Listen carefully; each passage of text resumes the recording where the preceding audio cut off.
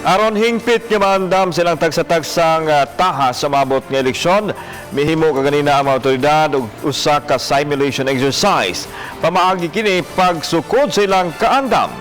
Ang report ni Nico Sereno.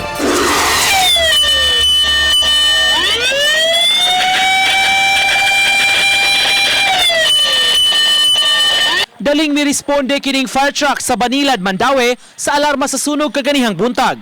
Misilaob ang parte gawas sa warehouse nga nagsilbing COMELEC hub sa tanan nga mga election paraphernalia dinhi sa rehiyon. Tungod sa kaimportante sa dapit nga mao'y gibutangan sa mga kagamitan sa eleksyon, gipaspasan ang pagresponde. Ang mga eksena kaganiha parte sa usa ka simulation exercise nga gilusad sa kapulisan kaabag ang BFP ug barangay. Agi kini og preparasyon sa susamang mga eksena labi na sa nagkaduol nga eleksyon. Kapin sa 2 minutos ang response time sa unang fire truck nga naabot. Anytime na Adunay ka may tabo, ready na may daan, depende sa ilang pagkuhan sa pulis sa bureau, namin anytime may monitor permit.